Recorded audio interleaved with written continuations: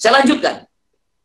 Maka saat itu yang terjadi, simpanlah Idris yang pada waktu itu masih belum diangkat menjadi nabi, namun saat itu masih mengikuti daripada syariatnya Adam alaihissalam dan ikut bersama Sif alaihissalam. Idris sudah ada. Idris sudah ada. Ya. Kita pindah sekarang pada waktu yang namanya Habil Qabil ini pergi ke satu tempat. Nah ini ada bahasan lain khusus. Ya. Tapi harus dibuka. Karena ini penting sekali untuk kita ketahui. Yang namanya Qabil ini pergi bersama istrinya dan tinggallah dalam satu lembah. Lembah ini subhanallah dalam satu tempat jauh daripada tempatnya Adam alaihissalam dan tinggallah dalam satu bukit. Di situ memperbanyak ataupun bahasanya kalau kurang sopan berkembang biak keturunannya Qabil ini. Penuh berkembang biak, makin lama makin banyak, makin banyak, makin banyak, makin banyak. Dan akhirnya saking banyaknya mulailah terpisah di antara kabilah punya Qabil ini. Yang terpisah ini subhanallah ya. Yang terpisah ini satu, punten, ada keturunan Qabil yang tinggal di atas gunung dan ada keturunan Qabil yang tinggalnya di lembah. Jadi ada yang di atas, ada yang di lembah. Itu keturunan Qabil. Saya persingkat bicaranya atau sampaikannya. Ada yang di atas gunung dan ada yang di bawah. Ada yang di atas, ada yang di bawah. Itulah tinggalnya. Demikian adanya. Usikum ajaya nafsi bitaqwa simpan baik-baik. Iya.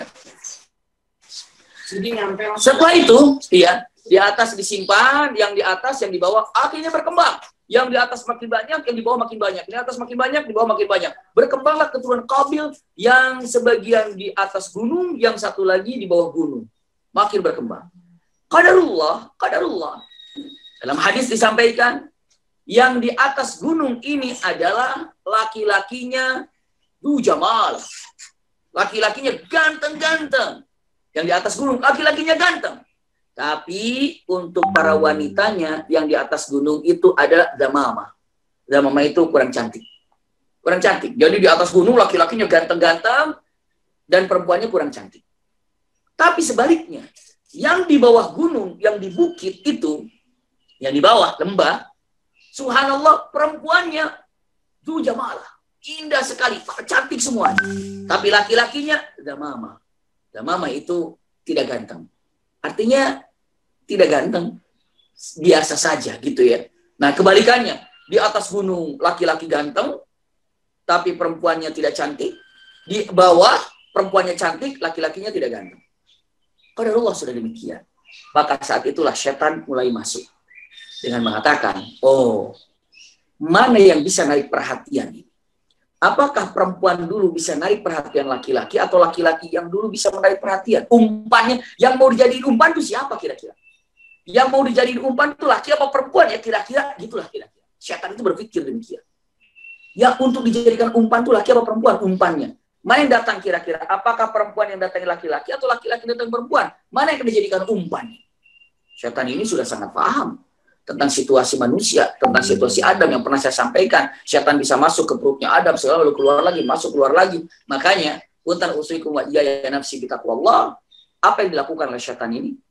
Setan ini langsung punya pikiran, kayaknya jadi umpan itu perempuan, biar laki-laki yang turun dari atas gunung. Itulah awal mulanya. Subhanallah. Iya. Apa yang terjadi? Mulailah setan itu menjelma seperti manusia ke dalam. Punten, tanpa merasa hormat dan tanpa berasur apa-apa. Lihat dalam sejarah. Untuk kita ketahui. Maka masuklah setan ini dengan gayanya masuk ke sana. Lalu apa? Mengajarkan. Mengajar apa? Mengajarkan senandung-senandung yang membuat orang lalai. Punten bahasanya, nyanyi-nyanyian.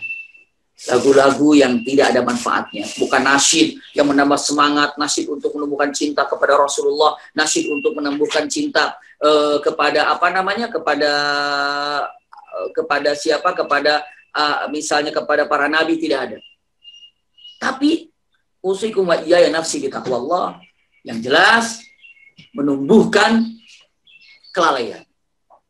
Senandung enak-enak, senandungnya dengan syair-syair, keindahan, bentuk, dan tubuh semuanya. Lalu tidak puas dengan itu. Orang sudah mulai enak dengan senandung itu, tambahnya lagi punten ma'azif. Ditambah lagi dengan musik-musik yang ada. Akhirnya dengan ma'azif makin nikmat mereka. Itu prosesnya panjang. Di atas nggak diajarin apa-apa. Di bawah ini, kenapa? Perempuan pada cantik di situ. Ya, karena akan dijadikan umpannya. Maka para perempuannya cobalah dijadikan sebagai apa? Dijadikan sebagai, coba perempuan nyanyi, wah dimasukkan, para perempuan udah mulai nyanyi, akhirnya apa? Coba pakai ma'azif, coba dilombakan, mana yang terbaik, nah itulah kira-kira. Punten, iya.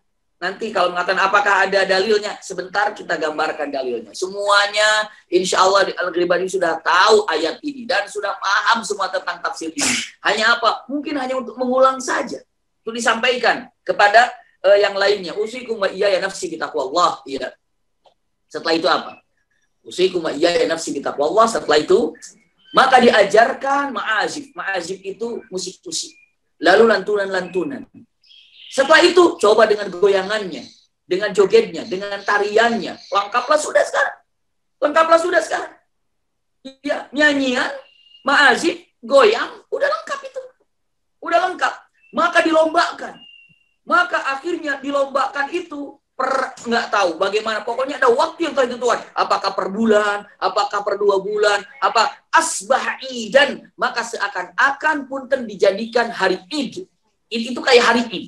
Hari itu hari yang ditunggu-tunggu untuk lomba itu. Maka saat itulah dibawa heboh, bumblang dengan segala macamnya, dengan tariannya semacamnya. Punten, di atas penasaran ada apa ini, turunlah ke bawah. Begitu turun ke bawah, melihat wanita cantik, lalu bersenandung, lalu menggoyangkan dirinya, lalu dengan musik, ya semakin terbelalak. Wah, ini ternyata dari bawah Genting yang melihat, ternyata para tamu dari atas. Waduh, ternyata nih, yang di atas pada ganteng-ganteng semuanya ya. Maka saat itu, apa yang ada dalam pikiran para wanita itu, bagaimana caranya menarik laki-laki yang di atas untuk turun, untuk menjadikan sebagai pasangan. Maka para wanita berlomba-lomba untuk mengolah vokal, untuk mengolah tarian, untuk mengolah musik segala macam. Biar apa? Menarik para laki-laki. Lalu laki-laki di atas juga mengatakan, oh saingan banyak, mengolah tubuh untuk segala macam. Pokoknya mempergaya, memperolah segala macam. Untuk apa? Meraih biar mereka itu, para wanita suka kepada dirinya. Maka kalau Umar bin Khattab mengatakan, idza kanatil mar'ah tahummuhu illa rajul. Wa kana ar-rajul la yahummuhu illa al-mar'ah. Kalaulah seandainya satu zaman terjadi nanti laki-laki yang ada di pikirannya bagaimana perempuan suka kepada dirinya, lalu apabila dalam perempuan itu berpikir bagaimana laki-laki suka kepadanya, punten, itu adalah seperti zaman jahiliyah dulu. Ya, dan yang laki-laki bagaimana caranya menarik perempuan biar lebih suka. Lalu perempuan berdandan aneh-aneh, bagaimana caranya laki-laki untuk suka. Makanya kadang-kadang usikum wa iyaya nafsi bitaqwallah. Punten, apa yang terjadi? Akhirnya pada kumpul di sana, pada ngariung di sana, akhirnya apa? Terjadi ikhtilat. Ikhtilat antara laki-laki dan perempuan. Ikhtilat itu campur baur antara laki-laki dan perempuan. Setelah campur baurnya laki-laki dan perempuan, sudah, waduh, udah nggak ada namanya perbedaan tempat duduk, tidak ada satra semuanya. Ikhtilat antara laki-laki, dan disitulah mulai perzinahan. Maka sebelum syirik itu ada, perzinahan sudah ada. Zina, ikhtilat sudah ada. Maka punten Al-Quran mengatakan, waqarna fi buyutikunna wala tabarraj